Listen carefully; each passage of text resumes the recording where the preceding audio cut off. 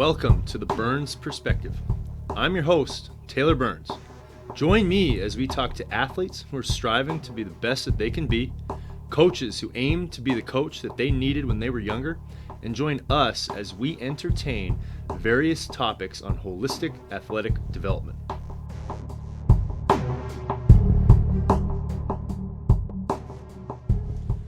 Really excited to have the second episode of the Burns Perspective podcast. There was quite a delay between the first and second episodes. It was an awesome but crazy summer with all our hockey players and all our college baseball athletes. Got a really awesome episode today for you guys. I've got Ethan Elias, pitched professionally for 8 years. He was actually the first really high-level pitcher I trained.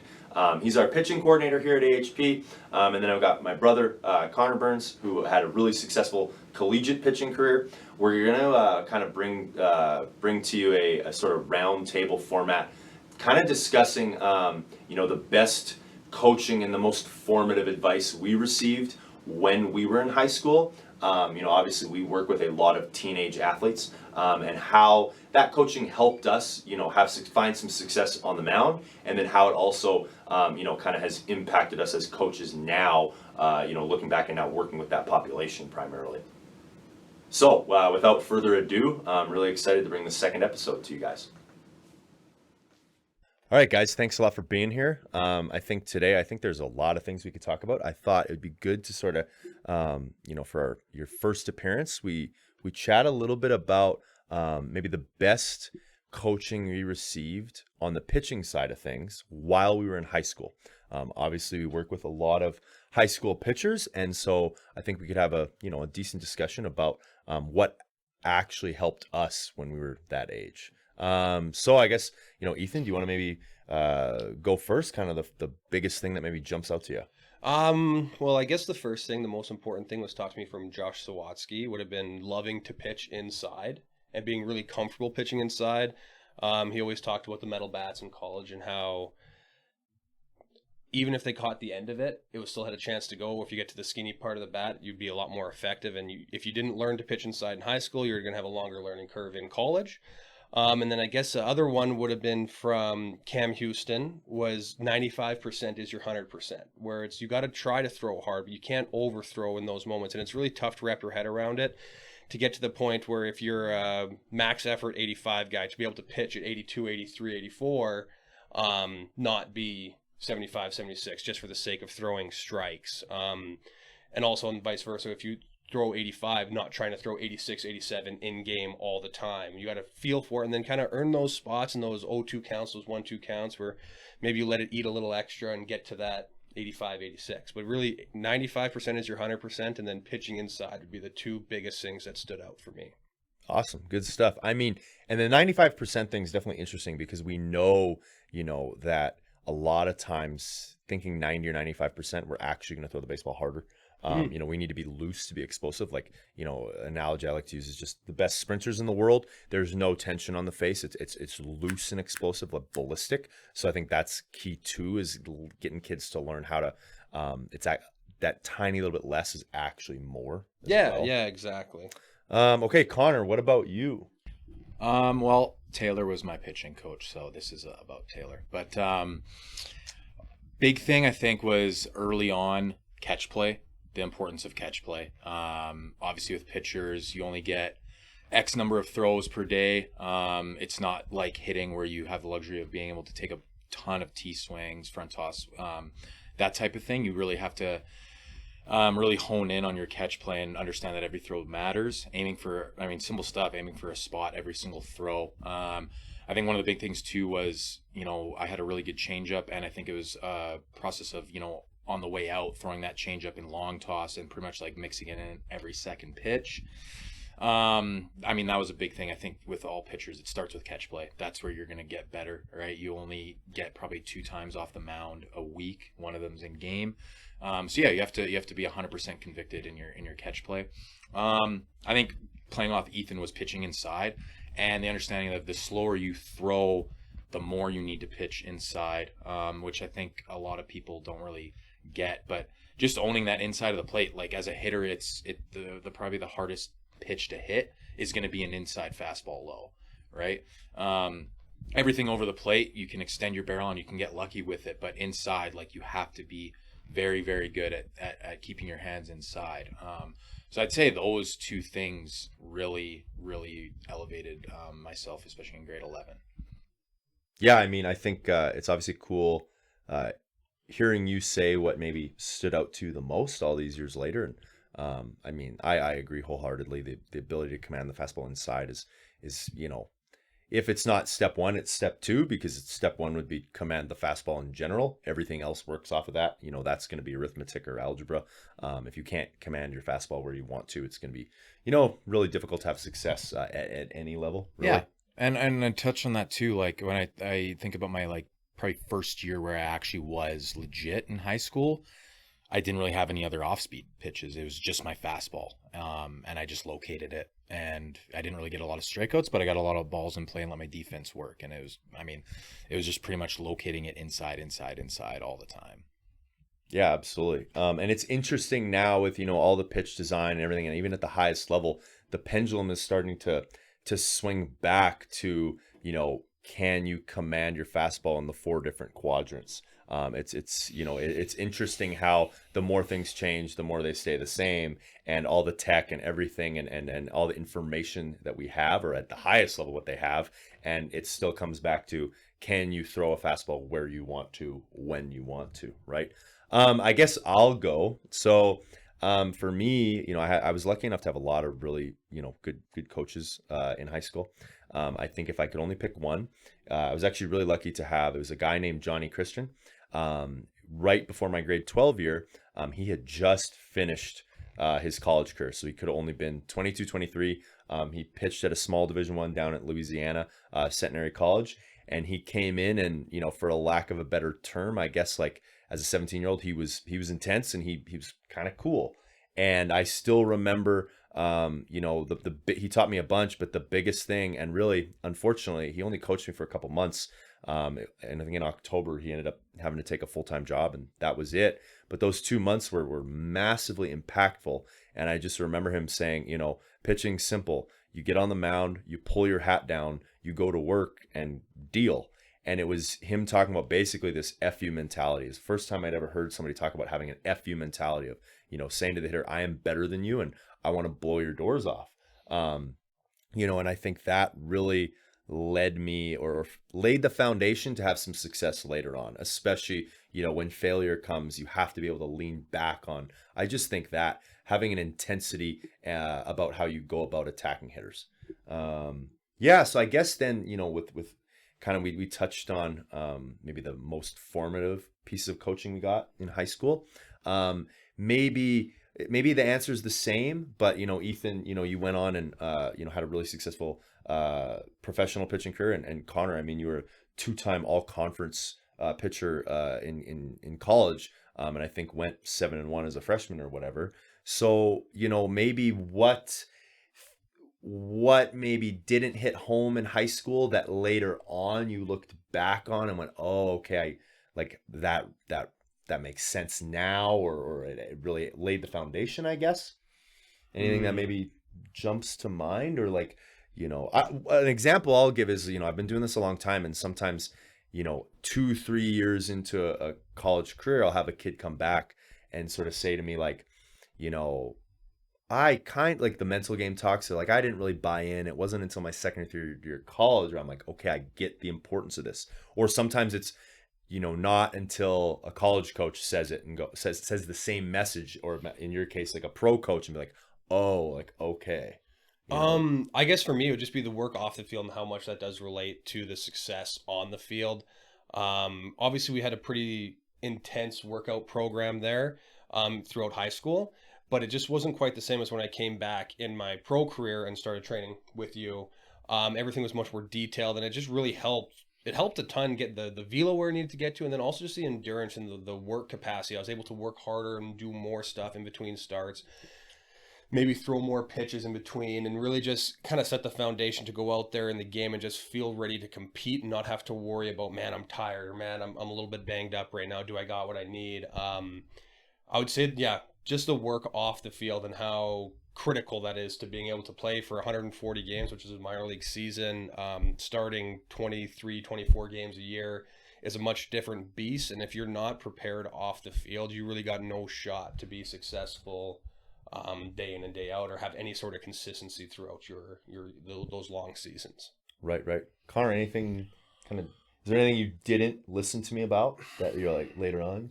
I think like obviously going up levels and stuff, it's, you know, the work gets more important. You have to be more fine, all that stuff. I think just complacency being your biggest enemy. I was lucky enough to have a coach in Garden that did not let me get complacent at all. And it was one of those things where I transferred and had a little easier going coach, and it was really more on my own.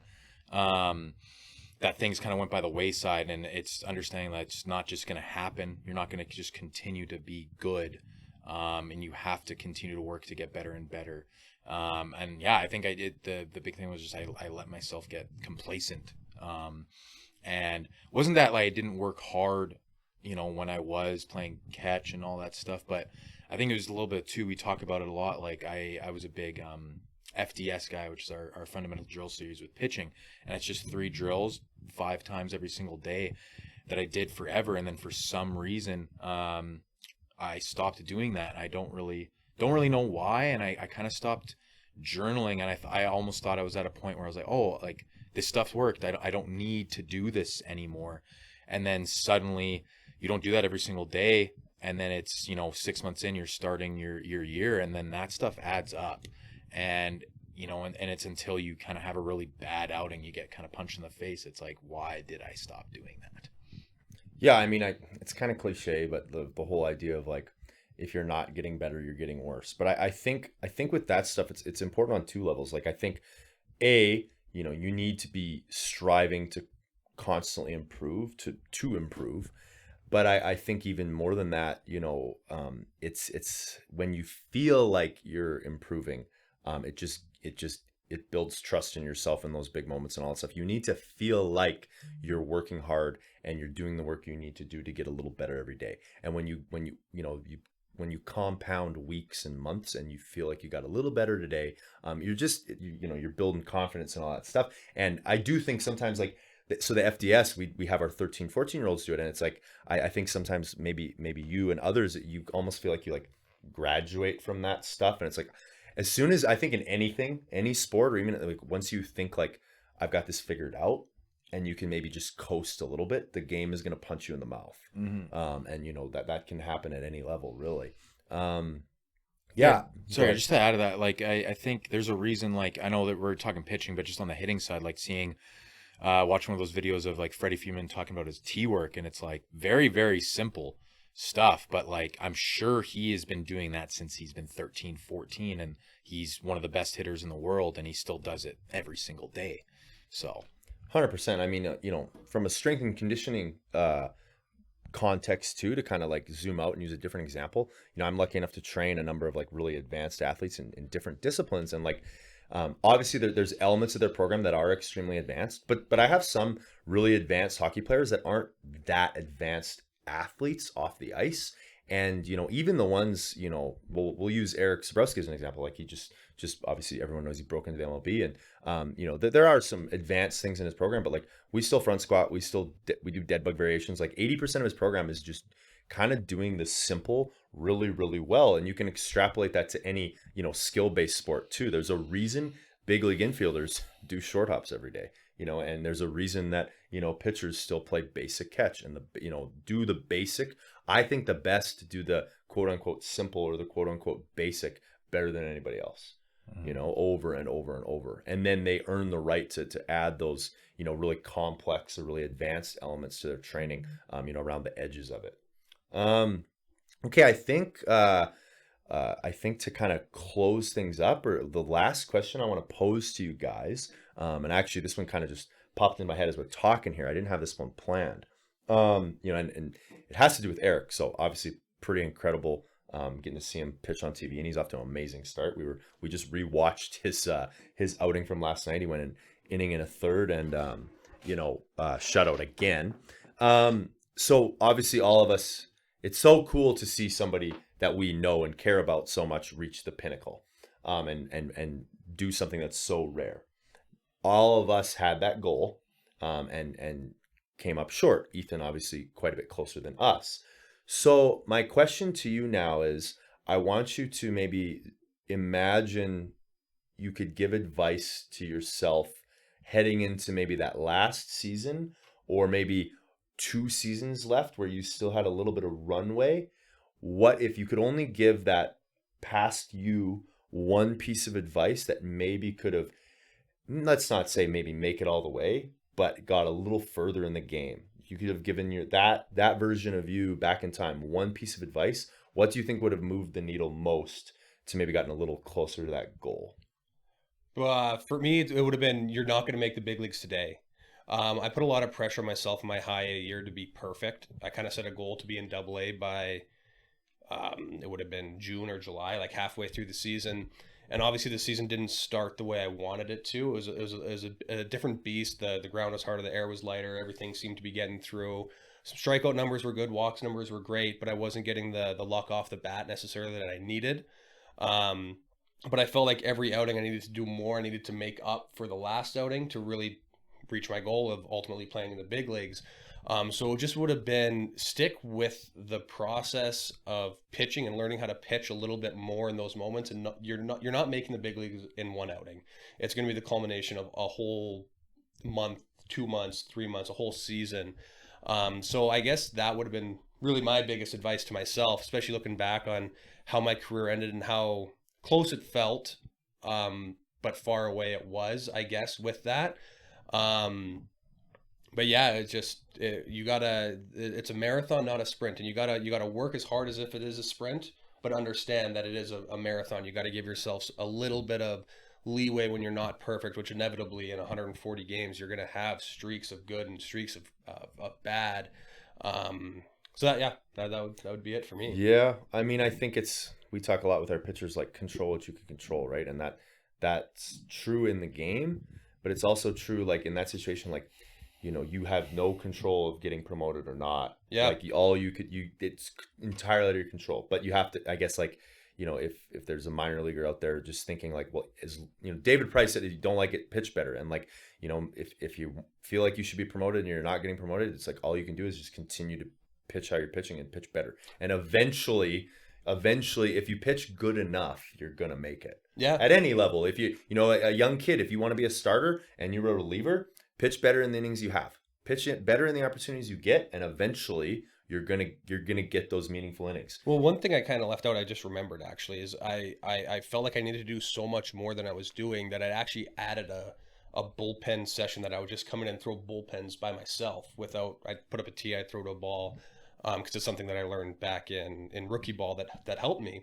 But then just doing that much extra work is definitely what led to me getting hurt ultimately 2 weeks, 3 weeks later. So yeah. Right. Yeah. I mean, it just kind of evaluating your processes and then just trust in the process. And like, you can't throw 5 shutouts in a row. You can just, have a good outing today. Yeah, exactly. That's all you got. Connor, what about you? How you do one thing is how you do another thing. Taking care of yourself off the field, maybe having a little bit less fun.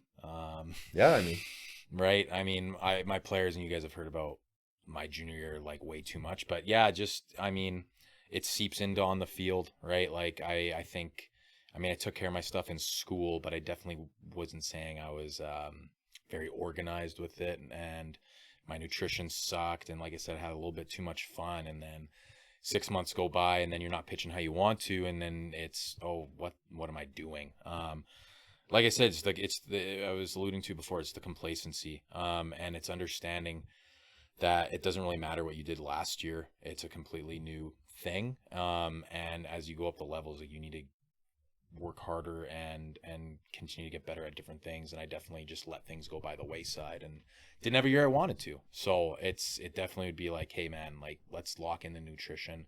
Let's maybe go out a little bit less, and hone in some things outside of the field. Cause like I said, and we preach to our players all the time, how you do one thing is how you do another thing. And if you hone in on every aspect of your life, it's going to pay off. 100%. I mean, not to make this, not to talk about Eric too much, but like, people see him now. I was watching a broadcast and they brought up like, man, I thought the Guardians called up a fullback, and obviously, height is genetics, but he's a big dude. He's jacked up. He's lean. He's a really, really good athlete. And, when he was 16, 17, 18, he was big, but he did not have close to a six pack. You know what I mean? And he put in the time. He put in the time in those college years to really give himself the physical tools to have the chance to throw 95 miles an hour one day. And I think most kids, like that's something that can be a game changer for you, right? And how you locking in your nutrition, like that's huge. And it just you still want to have fun, but there's just a line to it, right? And you have to evaluate how bad you want something. And if you want to potentially get paid to play professional baseball and you really, really want that, then you have to be able to decide, like, how worth do you need to go out every single weekend and all that kind of stuff. And that's just a decision you have to make. But again, Connor gets a little bit too self-deprecating. His junior year was not that bad. It really wasn't. He still, I think, had, I think people, jumping up to MIAA, people don't understand how good the baseball is. And I think you would agree that a little bit of that complacency coupled with, two-time JUCO conference pitcher of the year, or all conference pitcher, kind of just thinking like, man, I'm just gonna be able to do the same thing. Mm-hmm. And I think that happens to everybody. Like, there's a reason the sophomore slump is a real thing in every sport, because people just think suddenly like that's my new baseline. Like, okay, I hit 320 last year with 20 home runs. Like, that's just I can just do that no matter what. And if I put in a little bit of work, now I'm going to do better. Mm-hmm. And like, there's a reason. I think like a guy like Mark McGuire hit, like, he was rookie of the year way back in the day and hit like 202 his second year in the big leagues. I mean, you go into any sport, it's a real thing, right? So that little bit of complacency, coupled with maybe you can't fly under the radar anymore either, because obviously you performed and now the other teams know, that you can beat them. And, then all of a sudden, once that snowball gets going in the wrong direction, it can be hard to kind of stop it. Okay, I guess mine, I think mine was just, my advice would be to find a way to, no matter what, never let how much work you put in and how bad you want to have success get in the way in the big moments while you're out there. So sometimes something I always battled with was, I wanted to pitch well so badly. I felt like I worked as hard as anybody, and once in a while, just allowing that fear of failure to lead to being a little bit tentative in the moment. That was probably my biggest kryptonite, always. So, and I did a good job a lot of the time of, conquering that fear of failure. And I mean, that's the name of the game for any athlete, right? Everybody's got doubt and is afraid to fail. But sometimes for sure, I would just allow it to, creep in there and then not be as confident and aggressive as I needed to be. And it just doesn't work. As soon as you get a little bit tentative, timid, or, aim the baseball a little bit, you got no chance. And so that would be, I think, my biggest advice. And it's funny, even now, I don't know how necessarily to do that, but that I would just say to myself, you've got to find a way to not. And I guess what my real advice would be, and I try to tell kids this, so there's a really, really cool, is it Daniel Bard? Yeah. So I'm not going to get too detailed, but if you're interested, so Daniel Bard went on, I think it was the Cressy podcast. So Daniel Bard was an unbelievable, he was, I think, Papelbon's setup man when they won the World Series in 2007. Yep. He had a really, really successful career. He was throwing 98, 99, and he got the yips, like bad, and he was out of baseball. And then he went back, and he was coaching, I want to say, in the Rockies org, and was an awesome coach. And like, he could still throw the baseball better than anybody he worked with, like 99 miles an hour, ridiculous slider. And then finally, like, guys were like, man, why are you like, well, you could be on TV again. Like your stuff's ridiculous. And he finally did. And I want to say it was a few years ago now, but I want to say he got like comeback player of the year. He put together, I think, 2 insane seasons for the Rockies. What he talked about on the Cressy podcast was like, when he was playing that first time around, he developed the yips. Baseball was his whole life. And so when baseball is your whole life and you pour everything into it and you sacrifice everything, let's say you sacrifice going out. Let's say you move away from everything, right? Yeah, there's a lot on the line. And you can get out there and you're afraid to fail, and it allows you it kind of overtakes you. And so he talked about how like he loved coaching. I think he was married. He was perfectly happy not being a big league pitcher. Life was great. So then when he was able to go back and pitch, he was just able to tap into like it's almost like not caring. He's like, man, like I had a great life without this. So like if I suck, then I'll just retire again and I'll go back to that. And I loved coaching and I got a great family and it'll be great. And so I think that would be the advice to myself would be, especially now, I love my life. Everything's great without baseball. And so just like, if you're listening to this and baseball is your whole life, I can relate to you, but just understand that if it doesn't work out, you're gonna be able to find other avenues to be really happy and other pursuits to chase excellence in and all that stuff. So I think that would be kind of my advice to myself, and I think probably everybody. Yeah, It's good advice. You guys have anything else to add? No. Okay. Well, if you stuck with us this long, really appreciate you listening, and you guys, thanks a lot for coming on, and love to have you on, multiple times. And thanks a lot for listening. This was the Burns Perspective. Thank you. All right.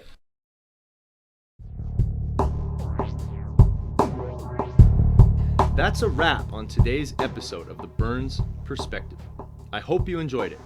Please check us out on our various social media channels, and feel free to reach out with any questions or comments relating to today's episode.